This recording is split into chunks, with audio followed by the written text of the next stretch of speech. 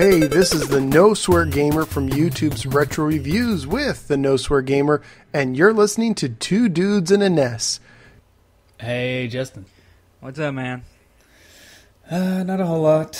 Just thinking about doing a little bonus episode today. Yeah? A little bonusing? Yeah. Not on the happy side, though. No, well, a happy reflection bonus episode. Yeah. You know. Yeah. So, we decided that since the past week, the news of the passing of Satoru Iwata. Mm-hmm. Did I get that right? Yeah, I think so. Yeah. Iwata-san. Iwata-san. Yeah, so, I thought I should butcher his name because it would only do him sweet justice if I could butcher his name on our show. Yeah. So he passed. I think we're the only podcast where it's an honor to have your name butchered. Yeah. Mm-hmm. So he passed this past week, and due to his influence and everything that he's done for Nintendo, we felt that it was only necessary for us to do a podcast about him. Yep, I totally agree. Although I will say, I listened to IGN's Nintendo voice chat yesterday, and they did one. Mm-hmm. And theirs is probably going to be way better than ours. They stole our thunder. Yeah, they stole our thunder just a little bit. No big deal. I mean, some of them have actually met the guy and all this stuff, so. Oh, yeah. We won't be able to provide that kind of insight to how anyone. do you know I never met him? I mean, I haven't, but... Yeah, okay. That's pretty presumptive sure. of you. Well, I'm pretty sure there's not very many people from Tazewell, Tennessee that's traveled to Japan. Traveled to Kyoto. Not only did I travel to Japan, but met Mr. Iwata. Yeah. For some reason, I'm hearing the Three's Company song in my head as you're traveling to Japan. That's an interesting... To meet Iwata. Come and knock on our door. You know? Everybody, he opens the door and he's just like all friendly. We're like running around playing. That reminds me of the tangent. All right, sorry, already going on. That's tangent. all right. The movie Basketball, where the kid Mm-hmm. is dying of cancer, and he wants to hang out with them for a whole day. So instead of like taking him out to play basketball or something, they're just like mowing the yard, making sandwiches, just like normal day. That's what Iwata would do if you came to visit him. Yeah, we're just mowing the yard, grooming bonsai trees. Yeah.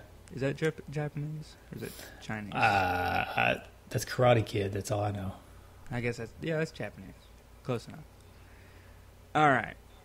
Well, Iwata obviously is the CEO of Nintendo when he passed away, but he started early in his video gaming creating. And one of the interesting things, this is going to keep coming up, is that he was a programmer and engineer himself and became a president. So he wasn't just a straight like businessman. So, yeah, he was also, I think, known as the chief problem solver. Mm-hmm. Right? The CPS. I was reading. There was an article that I even put up on the Facebook group about him in Time, and they were talking about the engineer said that unfortunately, I guess not necessarily unfortunately, but since he was the president and also chief executive officer and also an engineer, they couldn't get anything by him. So like they couldn't say like, if you were like didn't really want to do something because it's like complicated and you didn't really think you would add anything, but he wants it, and they couldn't tell him like, oh, it can't be done, because he would know, yeah, it can't actually be done. And so I thought that was kind of funny. Anyway, that is funny. He was born. His dad was mayor of Sapporo, Japan. And when he was in high school, he started creating video games on his calculator. Kind of like us, playing video games on calculators. Yeah, nice. We did that, yeah. We're super nerds, Mm-hmm, mm-hmm. Well, we didn't create them, though. He was actually creating them. And we just downloaded Well, played them. Well, I don't want to let the cat out of the bag, but I did create a couple. Oh, okay. A couple choose your own adventure text-based games on the calculator. Oh, yeah. I remember that, actually, now. So, yeah, so he got his... But think about his if he's doing it on a calculator, think about the kind of calculator he would have had back in, like, what would have been the 60s, maybe? Yeah, I guess 70s. Or late 60s, early 70s? Mm-hmm. So he would have... yeah, it's like this big, giant calculator, and he's making video games on it. Wonder when the first, like, graphing calculator came out. I don't know. That would be a good thing to know, right? And even when it came out, can you imagine how expensive it probably was? Oh, I know. Yeah. So, even if you had it, even though the capabilities may have been there, I don't know if he would have had it because it would have been extremely expensive. Yeah. Well, I mean, his dad was the mayor at one point. He was the mayor? He wasn't the mayor until he was already out of school or in college, though. I don't think. Yeah, I don't know how. I don't think mayors make that much money, unless you're like the mayor of like New York. True. That's true. I know the mayor here around town, here in where I live, makes like $1,000 a month. Yeah, it's not that much. It's not a full-time job. No. Most municipal politicians have other jobs. But anyway, Casio produced the first commercially available graphing calculator in 1985, so it would have been much later than this is the first commercially, so the one that you could buy. Yeah. So 422 bytes. Nice. He's got a lot of memory. Yeah, that's right. Right. Can and I can remember when I was like a kid, and we got like our first computer, and like 1 gigabyte was just an unfathomable amount of memory, and now that's like flash drive. Like a small flash drive is 1 gigabyte. I know. It's crazy. Yeah. Well, and now everybody's like, "Oh, 1 terabyte. How am I ever going to fill this up?" It's coming, and I'm sure, people are filling it up. They're already filling it up already. No. Anyways. Okay. Yeah. So anyway, then he went to the Tokyo Institute of Technology and majored in computer science. Now, while he was there, he took some unpaid internships. And I like unpaid internships because that just shows that you've got tenacity. Like, you're just going to go out there and, work just to get the experience. Yeah, I like paid internships. Well, yeah. For myself. Personally, I like paid internships. But when I hear somebody that's doing an unpaid internship, I think that guy, he's got some tenacity to him. Yeah. But anyway, but when he was, the internships were actually some pretty big companies. He worked for Commodore Japan, and he assisted the head engineer there. So I wonder if he had any, I don't have this information, but I wonder if he had any help in the Commodore 64 or anything like that. Maybe. I don't know. Be interesting. But since, he was assisting the head engineer, so they had to have been working on it around that time. When did the Commodore 64 come out? A little bit before the Nintendo, I think. Yeah, so... early 80s. Yeah, so Nintendo, the Famicom came out in 83. So this had to have been like 81. So this would have been around about the time they were working on that. So he probably had some kind of... The Commodore 64 came out in... January 1982. Not to steal your thunder. Thank you.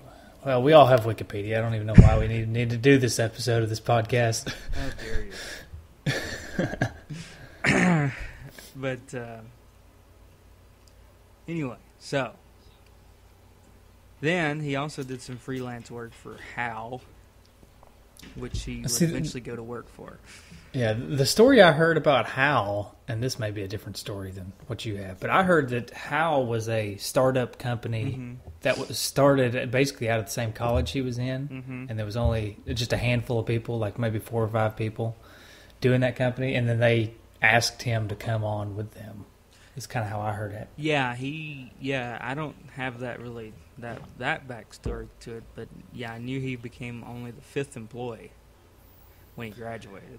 Yeah, I think it was a handful of people that had gotten together at the Institute of Technology or wherever it was that he went, and they were trying to start it wasn't a game company, it was an electronics company to begin with. They didn't even do games, but they brought him, I think they asked him to come on, and then he eventually tried to turn them towards making games. But they were originally just like a computer electronics company.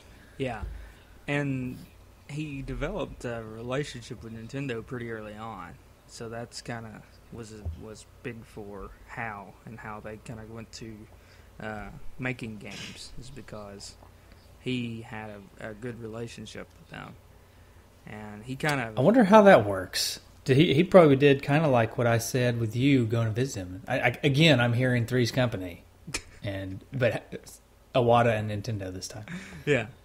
Well, I guess yeah, he had to have some kind of inside track there, and what's interesting is he was doing the internship with Commodore, and then he was doing freelance work with HAL and working with Nintendo at the same time. So he was kind of playing both sides of the fiddle. He eventually went full time with HAL though once he graduated. Right. So I think he probably stopped the interning with Commodore in Japan. Yeah. And it took him a few years to become the coordinator of software production. That was in '83, and that's when they started the relationship with Nintendo grew even more, because Nintendo had just released the Famicom. So he started working on games like Balloon Fight, NES Open Tournament Golf, and one of the more famous ones, Earthbound. Mm-hmm. Now, I think Balloon Fight was his first game, right? Mm-hmm. Yeah. Yeah, I think I want to say I'm not going to try to speculate on that one, but I will say that there's a cool ROM hack out now that replaces the Balloon Fight character with Iwata. That'd be awesome. No, it's true. They've made one. Like after he died, somebody replaced the Balloon Fight character with Iwata. That's awesome. Yeah. Yeah. Okay. But have you ever played Balloon Fight? Yeah, I've played Balloon Fight. Black box game. Yeah, it's really, really weird, to be honest. Yeah. I'm not a big fan of it, but it's an interesting game. Yeah, it is a bit interesting. So, and then Earthbound. Now, you were telling me you had something interesting about Earthbound. Yeah, well, Earthbound was it's Mother 2, right, in Japan. So the Mother 1 had already came out, and he didn't really have a lot to do with it. But Mother 2 was struggling to find its place, basically. Like it was they were trying to figure out how to make it. And this story comes straight from the Nintendo Voice Chat podcast, by the way. So okay. I didn't come up with this. But apparently Mother 2 was struggling to, figure out how they were going to make it. And so Iwata goes to, I can't think of the guy's name right now, but the guy that was in charge of Earthbound or Mother 2. And he said, look, you got two options. You can either continue on this path and this game may never come out, or you can let me help you. And he said, and if I help you, I'm going to either help you fix it now and it'll come out in 2 years, or you can just let me redo it and it'll come out in a year and a half. That's hilarious. So he pretty much fixed Earthbound. That's awesome. I mean, it probably wasn't going to come out at any normal. I mean, it would have been probably scrapped at some point because it was in such turmoil. A disaster. Yeah. Yeah. Yeah. So, yeah, that's funny. I'm reading that story actually right now. But anyway, give me a minute. Let's pause the podcast. We've all got the internet, so let me read this story. Let's take a time. No, I'm joking. But he also created one of Nintendo's most beloved characters, or he was involved in it. He wasn't the actual creator. Kirby. Did you ever get into Kirby a lot? I like it. I like a smattering of Kirby games. Yeah. I'm not a huge Kirby fan, but it always seemed a little bit slow to me for some reason. It's a slower Mario, to me. Yeah. Is what it always kind of felt like. So I mean, it does different things. I always like the aspect of eating people and then gaining their powers. I thought that was kind of cool, but it just always seemed a little too slow to me. yeah. Well, then HAL had some financial trouble.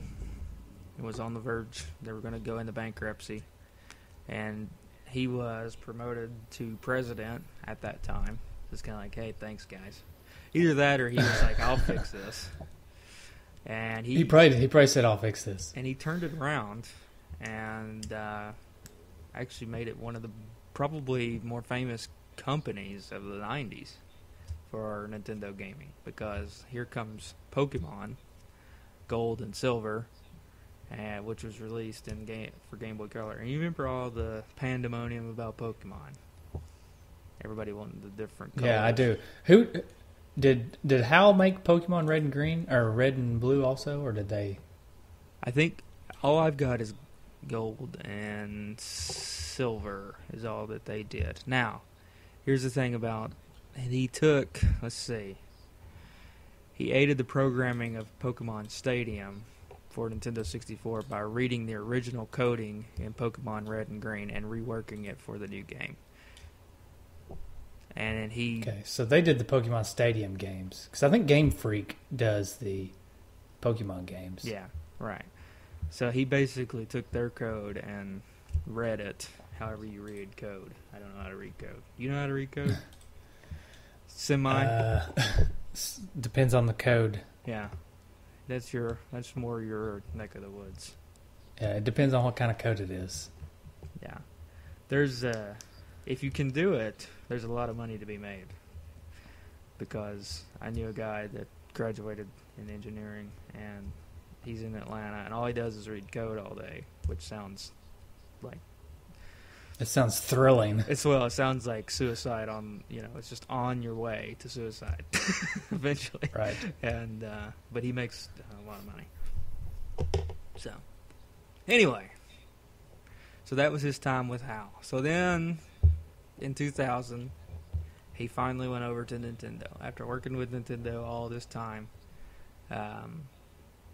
he went over to Nintendo. And then in May of 2002, Yamauchi, the fourth president of Nintendo, retired.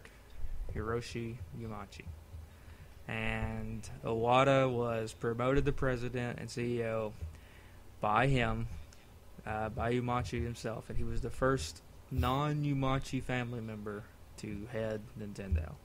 Yeah, I find that really interesting. Did Yamauchi not have any kids or something? I guess, or he just didn't like his kids. Probably just didn't like his kids. Well, I know I could give it to my kids, but they're going to screw it up. So I'm just going to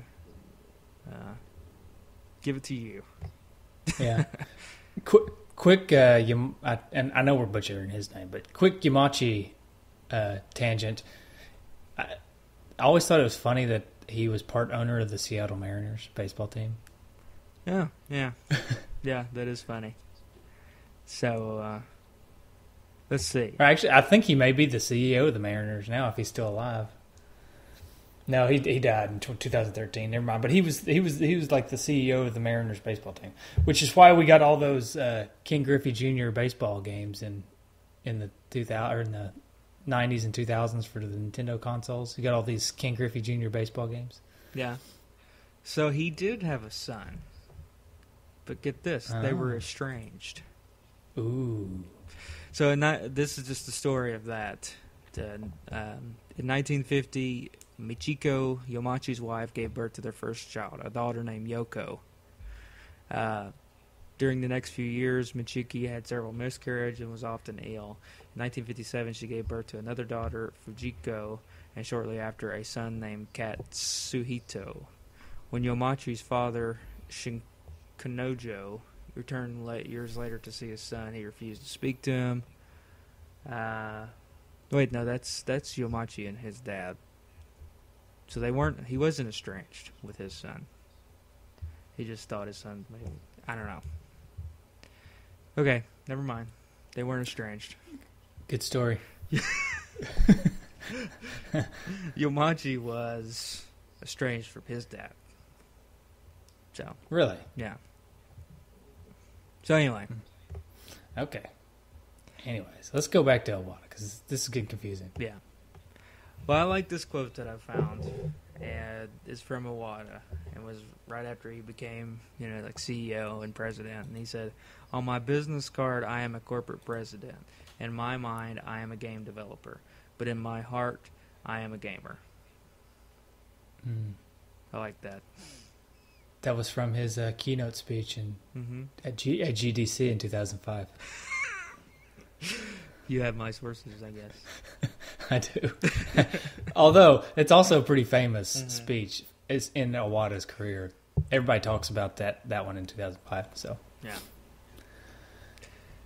So when he took the helm of Nintendo was struggling. Macau was struggling.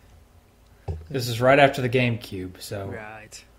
Which, but Nintendo was not in happy terms with the fans at the moment. Well, with the fans they were, but with the general gaming public they weren't. I like the GameCube. Okay. Most people who owned one loved it. So yeah.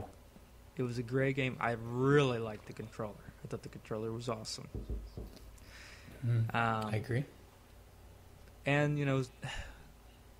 they got off on a bad start, I guess, because they tried to do Luigi's Mansion instead of a Mario game. And that just kind of put them on a bad footing. And Luigi's Mansion wasn't that great of a game. But I thought the GameCube was an awesome system. It got overshadowed by the PlayStation 2 and Xbox, but it was a good system to me. Well, I think what their problem, and I guess this is another tangent. I think what their problem with the GameCube was, for me, was that they were trying to compete with the other ones while also trying to stay unique. Yeah. By making the controller. They didn't just go full unique. Of course, all the way up to this point, they were kind of trying to compete with the N64 and the Super Nintendo and Nintendo. All of them were trying to compete with their competitors. It wasn't until Iwata came along and said, you know what, we're done trying to compete. Let's be different. Yeah. This Blue Ocean Strategy, which is a book, Blue Ocean Strategy, I think it'd be a pretty interesting read, actually. It's a book about, taking yourself out of the competition and going somewhere else. The ocean's a big place. Take yourself and make something else. And that's where the idea of both the touchscreen for the DS and the obviously famous Wii controller came out. And I mean, Nintendo, that was genius when they did that, because it was just like nobody had done that. It was such a niche, if you will, that people, a niche, yeah. That's for all the Boy Meets World fans out there. And it became so just everybody wanted a Wii right when it came out. I remember we were in college and people were like getting Wiis, and it was just like, so that was an awesome. I never really understood the craze all that much, but I do remember my brother. He would have been, he would have been like 13 or 14 at the time, I guess. Maybe 12. I can't remember when the Wii came out. But he was obsessed with getting one, to the point where every day after school, he would come home. First thing he would do, call GameStop. And he'd say, "Hey, do you guys have a Wii yet?" Because they were always selling out. And and they said, no, we're still sold out. He did this every day for about 3 or 4 months until finally GameStop called him and said, "Hey, we got a Wii now if you want it." It's awesome. Because I guess he just established a relationship with them, calling them every day for 4 months. Yeah. Until they were finally just like, okay, this kid wants one bad. Yeah. So we're gonna call it. I remember when the Nintendo 64 first came out, and you remember how rare it was. And wanted one for Christmas, and I would call around to the stores, and like if the store said they had a couple, I would call my mom and dad, be like, "You need to go there now. They have one." So, but yeah, That's funny. So he did have a cameo in one of my favorite Wii games, WarioWare Smooth Moves. Yes, I love all the WarioWare games. Yeah, they're awesome. And that one was really good because it instituted the Wii controller and everything, and it was a lot of fun. We've kind of skipped over another Iwata saves the day moment. Smash Brothers Melee. Oh, I can't believe we didn't even talk about it. Basically, another one, kind of like Earthbound. The game was in turmoil, and they couldn't figure. I don't know, but they were having trouble with the game. Mm-hmm. And Iwata, although he was I guess he was the CEO at the time, he said, "Well, I'm going to roll my suit sleeves up and fix this game," and he did. Yeah, and that game was awesome. I was a pretty big fan of Smash Brothers Melee. Yeah, I was a fan of all the Smash Brothers, but that one was pretty good. So, yeah. Anyway, so he basically changed the way Nintendo approached things as far as the consoles go. So the Wii and the 3DS. 3DS also got touch, or no, it's the DS originally, right? Originally the DS had a touch screen, and the Wii was motion controls, and it pretty much just sent Nintendo on another path altogether and made them tons and tons of money, right? But then they just keep on going down that path. And the 3DS, which is just kind of an extension of the DS, in my opinion, it's kind of a it's got the touchscreen stuff. Now all of a sudden it's got 3D. It's got a little bit better graphics and stuff. And it flourishes. But the Wii U, not so much for some reason. And no, I don't really place the blame on anybody except for the public on this one, because I feel like Nintendo still knows what they're doing, and the Wii U is awesome. Yeah. And people just haven't given it a chance. I want a Wii U in such a bad way. I've always wanted one, and I still have not gotten one. And here's what you need to do, okay? You need to say, "Hey, Leah, you know what you want really bad? Christmas. Christmas is, we're doing it this Christmas." Here's what I'm gonna do. I'm gonna take her to Walmart every day and make her play it. Play it. Keep playing it. You love this, don't you? You love this, don't you? Oh boy. But I don't know. I think they're still on the same path that Iwata started them on.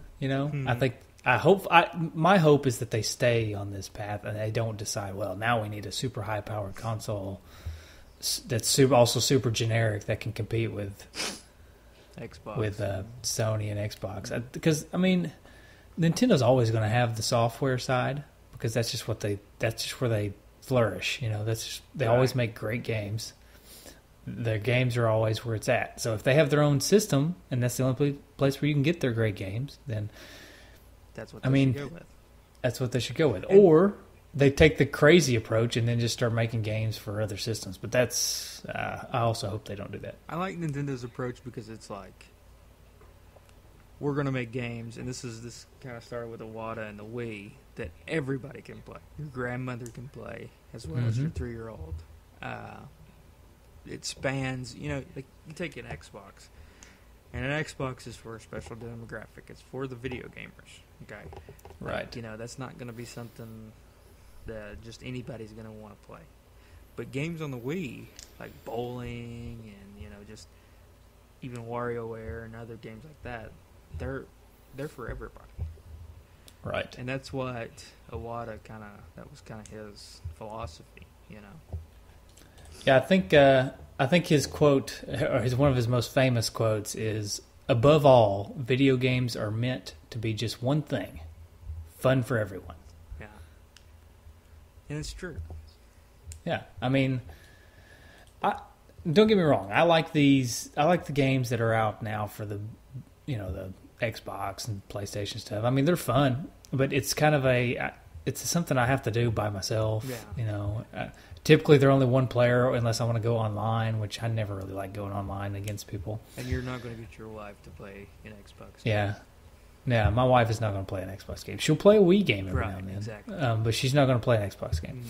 Mm-hmm. That's another thing. Wii and Wii U, you play together in the same room instead of online. Right. And because online, there's a disconnect there for me. Right. You're bringing families together. That's right. And friends and families. And family. Right. And the funny thing is, the only time I've played online against anybody in the last year or so, it's been on the Wii U anyways. Yeah. It's been Mario Kart or something like that, So I don't know. Yeah. No, I think Nintendo's got it, and especially for like me and kids, and and the Wii still has games. I mean, I've got Call of Duty for the Wii. It's still got some more adult-themed games, but they don't shy completely away from that. But they've got it all. Yeah. So. Now, Iwata as a person always struck me as kind of an odd bird, but in a good way, because he was a very serious businessman, right? Right. And just like all Japanese business is very serious. Everything's done a certain way, right? Right. So he was that, but at the same time he was also a little quirky. Like he was not afraid to show himself as a funny person. Right. Like I can remember times, like if you look at for some E3s or things like that, where he's in the spotlight, or they're doing these Nintendo Directs, he's fighting with Reggie, the head of Nintendo USA, right? He's in a fight, right? And when they're showing off, they're going to show off Smash Brothers. It shows them like having an actual fight, or something, And it's just go ahead. Well, and he made himself accessible. He responded to people on social media, and he had the part of the website Iwata Asks. Yeah, the Iwata Asks. That was really cool. Where he would answer people's questions, and that's really cool that you have a CEO that's willing to do that, to get down to the. Yeah, I mean, ultimately, and I can't remember. I think somebody said it on the Facebook page, which we can go to feedback here in a little bit. But he cared about people, and and the game. He cared about the games, and he cared about the people playing the games. Right. Yeah. And that was ultimately what made him more than just a regular CEO. Right. Yeah, he will be missed, no doubt. I mean, just a couple examples of that, or at least one big one that struck me was a few years ago when Nintendo was starting to lose their butts on the Wii U. He cut his salary in half. Right. So that they weren't losing as much money or losing jobs and stuff. Yeah, so that they could keep staff on and keep the game going, can you imagine that? Can you imagine going half of what you make now? I mean, that's ridiculous. Oh yeah. Of course, he was making a lot more than we do, right. Obviously, but right. But I mean, you get used to a certain lifestyle, right? Right. And even if you could live on half, I mean, you're accustomed to not living on half of your pay, right? Right. So. And honey, we're gonna have to cut down the fleet to 6 portions. That's right. 6. And we're going to Ryan's for supper. Hey, don't knock on Ryan's. Hey, I love Ryan's. Just saying. Yeah. It's not the elite steakhouse. Except for the Ryan's up here, not so much. We'll get it. Tazewell Ryan's not the best Ryan's. Yeah, that's a different story. Okay. Yeah. Well, I guess we could go to feedback. Yeah. Well, I mean, ultimately, the reason we're doing this podcast is he's passed away. I just want to say one more cool thing about him passing away. I think it may not have been the day of, but the day after he passed away, Nintendo headquarters in Kyoto, or however you pronounce that Japanese city, had a rainbow above it. Yeah. Like Rainbow Road. Yeah, and I guess we could discuss, nobody really knew he was ill until last year for the E3. He it came out that he wasn't going to be there.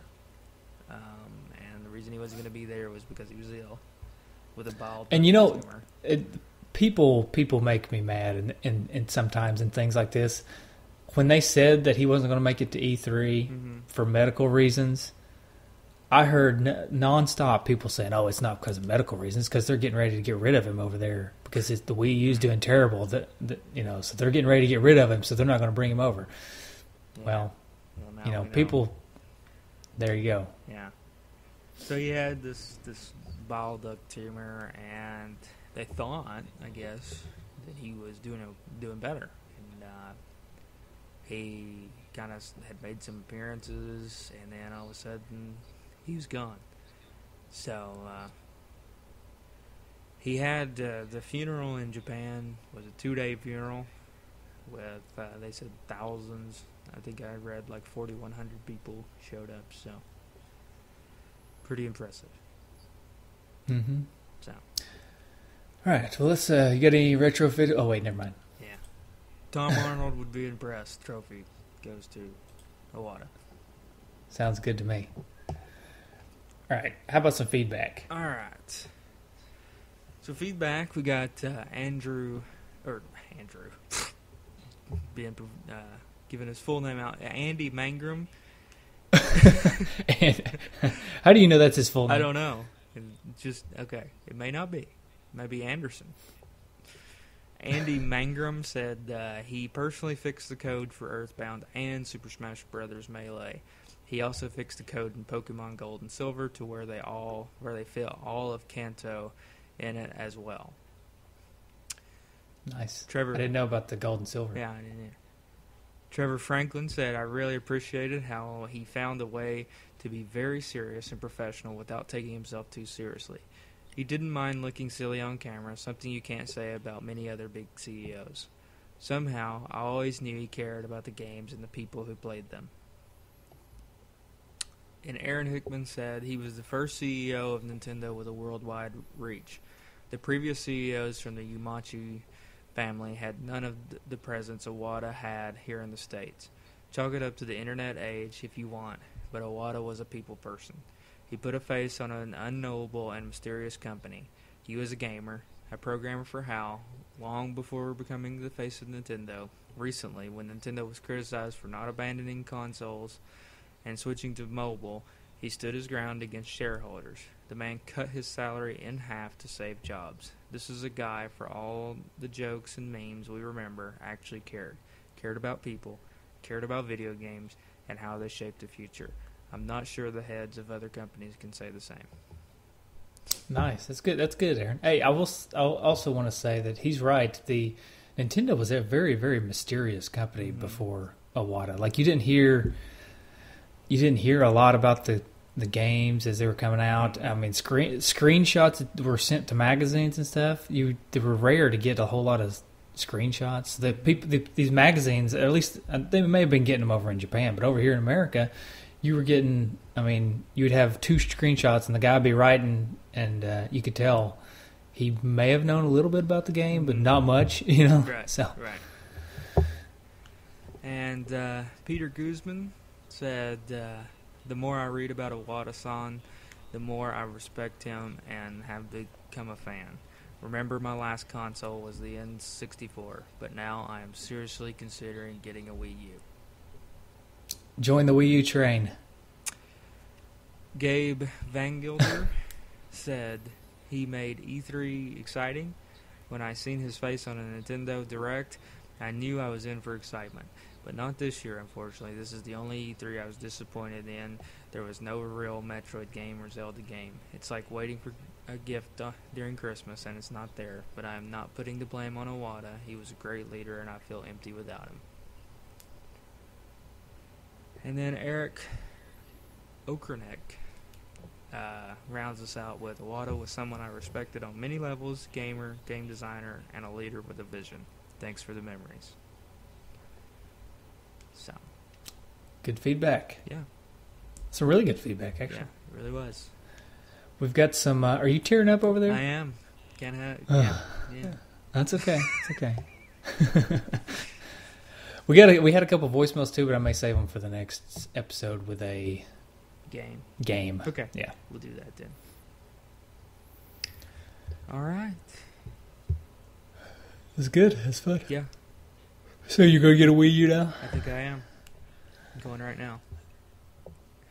Hey, I would love to... this is something I'd love to do if I could ever, one, find time to do it, or two, find the energy to put it together. I would love to do, like, maybe monthly or quarterly Two Dudes game night. That'd and I be think awesome. the Wii U would be perfectly suited for that, to play like Mario Kart or Smash Brothers. That would be awesome. I have to figure some stuff out. Yeah. But we do have, not to bring this in here, but we do have that as a goal on Patreon. Mm-hmm. So if we get up to that amount for monthly game nights, I think that would motivate me to make sure I find the time and the energy. Yeah. You know, so. Anyway. All right. Well, here comes the... Do we have tunes? I guess we need to tell everybody where to find us. Yes. Facebook? You can find us on Facebook and Twitter, NES Dudes, at NES Dudes. Mm-hmm. Or you can find us on Google+. Actually, let me give a quick shout out to, Google+ is not a very popular, I don't know if you know this, Google+ is not a very popular social media outlet. Uh-huh. But there is one gentleman who's been a very avid follower of us on Google+, and I just give him a quick shout out.